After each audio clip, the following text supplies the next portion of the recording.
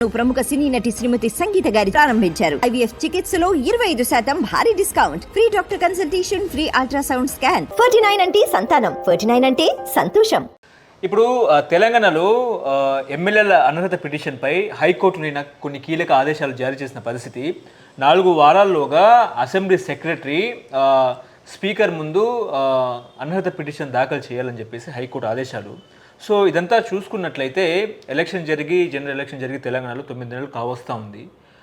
So ఈ 6 నెలల్లో తెలంగాణలో ఎన్నికలు 3 ప్రాంతాల్లో ఉప ఎన్నికలు వచ్చే అవకాశం ఉందా? 3 కాన్స్టిట్యున్సీ నియోజకవర్గాలలో, ఖైరతాబాద్ కానీ, అదేవిధంగా భద్రాచలం కానీ, స్టేషన్ ఖాన్పూర్ కానీ. ఏం చెప్తారు సార్? న్యాయానికి అయితే రావాలి. వాళ్ళు టీఆర్ఎస్ వాళ్ళే కావచ్చు, లేకపోతే కాంగ్రెస్ పార్టీ కలుపుకోవచ్చు. అది వరకు టీఆర్ఎస్ పార్టీలో కాంగ్రెస్ వాళ్ళని కలుపుకున్నారు, ఇవాళ టీఆర్ఎస్ పార్టీ వాళ్ళను కాంగ్రెస్ వాళ్ళు కలుపుకున్నారు. కానీ చట్టం చేసింది ఈ పార్టీలే కదా, చట్టం చేసింది అయితే ఇదే పార్టీలు కదా. కాబట్టి ఒక న్యాయ వ్యవస్థ ముందుకు వచ్చినప్పుడు జరుగుతుందనే విశ్వాసం అయితే ఉన్నది. న్యాయ వ్యవస్థ వెనుకోబోతుందని నేను అనుకోవటం లేదు. ఇప్పుడు కవితను జైలు వేసారు, న్యాయ వ్యవస్థ సుప్రీంకోర్టు బెయిల్ ఇచ్చింది, ఎన్నాళ్ళు ఉంటుంది అని. దాని మీద ఒక రేపు నేరం కవితదా కాదా అనేది నిరూపించేటువంటి రోజు వస్తుంది, దానికి టైం పడుతుంది కావచ్చు, అది వేరే ముచ్చట. కానీ న్యాయ వ్యవస్థ కొన్ని అంశాల మీద ఒక స్పష్టత ఉంటుంది కదా, అందుకనే న్యాయ వ్యవస్థ ముందుకు పోతుందని నేను విశ్వసిస్తాను. ఓకే, ఇప్పుడు తెలంగాణలో చూస్తున్న పరిణామాలు కేసీఆర్ అన్ని నిశితంగా గమనిస్తున్నా అని మీరు అనుకుంటున్నారా? నిశ్చితంగానే గమనిస్తాడు, కానీ ఆయనకు కెపాసిటీ ఉన్నది, తెలివితేటలు అన్నీ ఉన్నాయి, కానీ చెడ్డాడు కదా. శీలం పోయినాక ఏముంటుందా? ఇప్పుడు ఆయన అన్ని విద్యలు తెలిసిన వ్యక్తిగా ఇవాళ భారతదేశం అలా కాదు, ప్రపంచంలో కూడా లెక్క పెట్టే మనుషులలో ఆయన ఒకడు. కానీ ఆయన ధృతరాష్ట్రుడైంది కదా, ఆయన పాత్ర ధృతరాష్ట్రుని పాత్ర అయింది కదా. అంటే ఏం కనిపించట్లేదు అంటారా?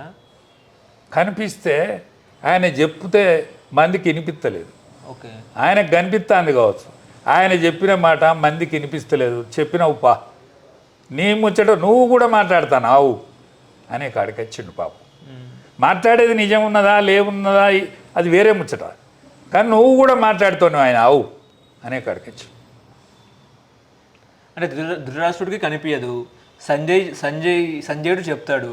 అయితే యుద్ధం గురించి మాత్రమే సంజయుడు చెప్పాడు, అది కరెక్ట్. అంతకంటే ముందుగాల భీష్ముడు చెప్పినా ఇన్లే, విదురుడు చెప్పినా ఇన్లే, ఎవ్వడు చెప్పినా ఇన్లే. ధర్మరాజుకు పట్టాభిషేకం చేసినా కూడా వినలే. ఓకే, లక్క ఇంట్లో కాలబెట్టినాడు, వాళ్ళు ఎక్కడనో పోయి ఉన్నా కూడా చచ్చిపోయాలని సంతోషపడ్డాడు తప్ప అయ్యో చచ్చిపోయారని బాధపడలే. అందుకనే ఇవన్నీ కూడా అనుభవించాల్సి వస్తుంది. ధృతరాష్ట్రుని ప్రేమ ఎవరికున్నా, 101 కన్నా కూడా ఒక్కడు లేకుండా వేయండు. కెపాసిటీ ఎంతున్నా తెలంగాణ రాష్ట్రాన్ని తెచ్చేందుకు నువ్వు ముందుండి నడిపించిన, అనేక మంది ప్రాణాలు తీసుకున్న, అనేక సంవత్సరాల నుంచి పోరాటం చేసిన,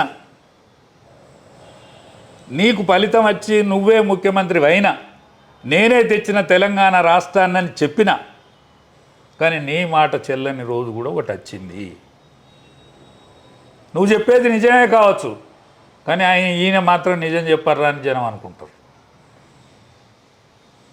రేవంత్ రెడ్డి అనుకుంటాడు ఆయనది అబద్ధం అనుకుంటాడు కాబట్టి నాది నిజమని రేవంత్ రెడ్డి అనుకుంటాడు.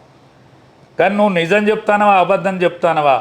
కానీ యావత్ భారతదేశంలో తెలంగాణ ప్రజానీకంను మించిన తెలియకల్లోళ్ళు లేరు. గరీబ్ గాడు కావచ్చు, తిండికి లేనోడు కావచ్చు, చదువు రానోడు కావచ్చు, కానీ చక్రం దిప్పతోని లక్షణం తెలిసినోడు ఎవడా అంటే తెలంగాణ ప్రజ. తెలంగాణ గరీబ్ గాడు. ఈ గరీబ్ గానికి తెలిసినంత ఎవ్వరికి తెలియదు, మీకు తెలిసింది అనుకుంటారు. 7 అంతస్తుల మేడలు ఉన్నా కదా నేను, నాకు తెలిసినంత ఎవరికి తెలిసింది అనుకుంటారు. ఓకే, ఆ గుడిసెలు ఉండే గుడ్డి ముసలవకే తెలుసు న్యాయమైంది అన్యాయమైంది.